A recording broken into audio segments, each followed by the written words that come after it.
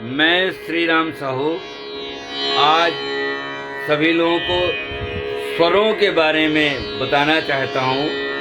शास्त्रों से जो स्वर निकले हैं और कैसे कैसे इन स्वरों का विकास हुआ है और हो रहा है।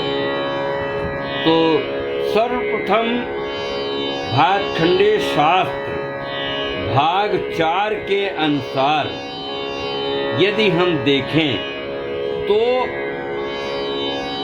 स्वर जो हैं वो 7 प्रकार के शुद्ध स्वर हैं और 5 प्रकार के कोमल स्वर हैं, जिसमें कि एक स्वर तीव्र होता है, वो क्योंकि अपने स्थान से चढ़ता है तब वो तीव्र माँ बन जाता है, और अपने स्थान पर यदि कायम रहता तो उसको शुद्ध मध्यम बोलते हैं। इस तरह सा रे गा मा पा धा नी ये 7 स्वर शुद्ध हुए, लेकिन इनमें से सा पा तो अचल होता है यानी षड्ज और पंचम, परंतु 5 स्वर ऐसे हैं ऋषभ, गंधार, मध्यम, धैवत, निषाद। ये 5 स्वर ऐसे हैं, ये अपने स्थान पर रहते हैं तब तो शुद्ध रहते हैं, और अपने स्थान से नीचे उतरते हैं तो कोमल हो जाते हैं। उनमें से भी एक स्वर ऐसा है शुद्ध मध्यम कि ये अपने स्थान से उतरता नहीं, ये चढ़ता है तब ये तीव्र माँ बन जाता है, और अपनी जगह कायम रहता है तो शुद्ध मध्यम होता है। तो ये 12 स्वर जो हैं 22 श्रुतियों के आधार पर बनाए गए हैं, और यही नहीं, आप भातखंडे शास्त्र के अनुसार आप देखें तो 65 ग्रंथ पंडित विष्णु नारायण भातखंडे जी ने लिखे हैं, जिसमें कि कल्याण थाट अंक, बिलावल थाट अंक, भैरव थाट अंक, खमास थाट अंक, भैरवी थाट अंक, और आपके आसावरी थाट अंक, पूर्वी थाट अंक, मारवा थाट अंक, तोड़ी थाट अंक, इस तरह 10 थाट इन्होंने लिखे, और 10 थाट के आधार पर इन्होंने 6 प्रकार की तो क्रमिक पुस्तक मालिका लिखी। भाग 1, भाग 2, भाग 3, भाग 4, भाग 5, भाग 6, यानी 6 भागों में क्रमिक पुस्तक मालिका लिखी। परंतु इसके अलावा भी इन्होंने 10 ठाट अंक अलग अलग भी लिखे, और यही नहीं, फिल्म संगीत अंक भी इन्होंने लिखा, जिन्होंने फिल्मों के संगीतों के आधार पर यानी फिल्म संगीत के गाने को किस राग में कहाँ कहाँ किस ताल में गाया गया, किस ताल में इसको बजाया गया और किस ताल में इसका नोटेशन किया गया, ये सब इन्होंने विस्तृत जानकारी दी है। तो अब आप देखें कि जैसे सा है यानी शुद्ध सा है, तो ये सा भी अलग अलग ढंग से हर रागों में लगता है।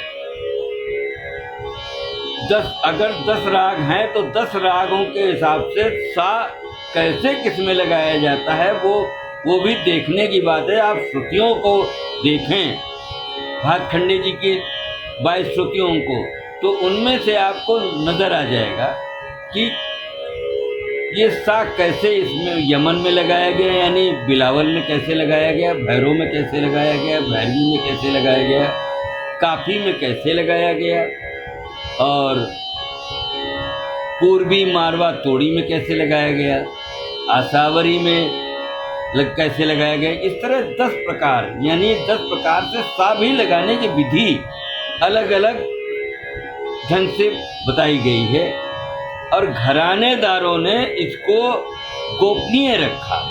इन्होंने केवल अपने अपने शिष्यों को उनको सिखाया, जो भाई भतीजा लोग हैं इनके, या जो अन्य जो इनके परम शिष्य बहुत ज़्यादा इनकी सेवा करते थे, लेकिन आम तौर से सबको नहीं बताया इन्होंने।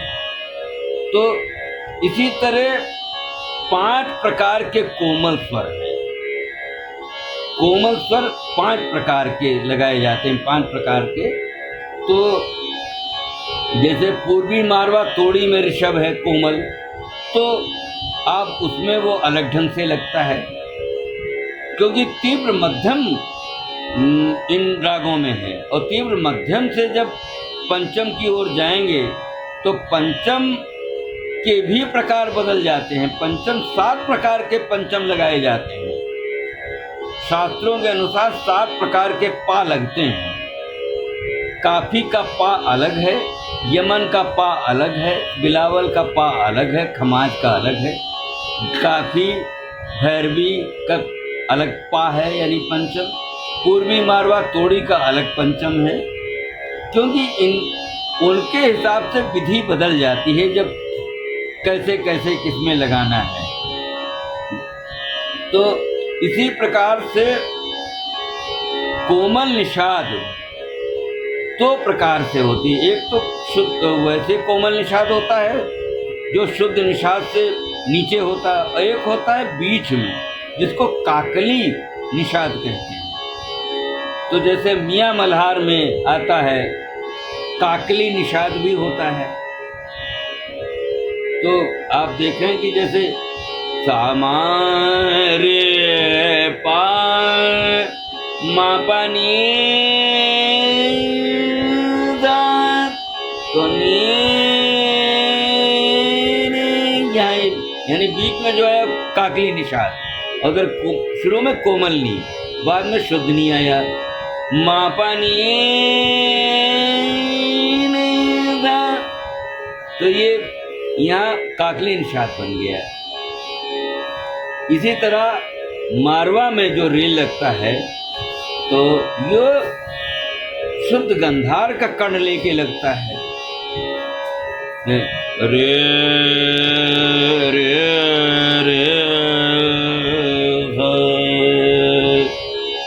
तो यहाँ मारवा का कोमल रे हुआ, और जबकि तोड़ी का कोमल रे अगर आता तो सार गा। अब कोमल गा जो आया, गा भी 5 प्रकार के कोमल गा लगते हैं।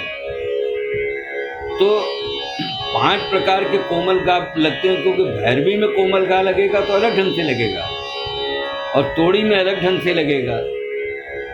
यही काफी में कोमल गा लगेगा तो दूसरे ढंग से लगे। सारे गा गा यानी मगा मगा, माँ का कण शुद्ध माँ का, तो यहाँ अंतर हो गया। इसी तरह आप देखें भैरव सारे रे रे गरे गरे रे रे, तो कोमल गा का हल्का सा टच ले रहा है। रे रे रे जबकि भैरवी में सारे गा सीधा जा रहा है। सारे गा मा पा धा नी सा, यहाँ सीधे सीधे कोमल सुर जा रहे हैं।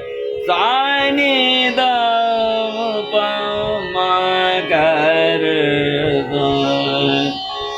तो इसी तरह आप प्रत्येक उसमें देखें कि शुद्रे, तो काफी में शुद्रे कैसे लगता है, और यमन में नी रे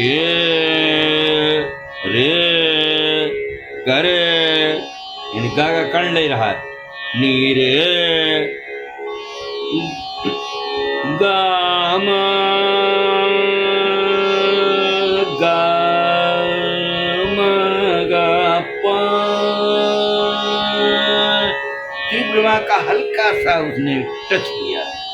पा पा मा गा मा रे गा मा रे गा रे नी रे सा।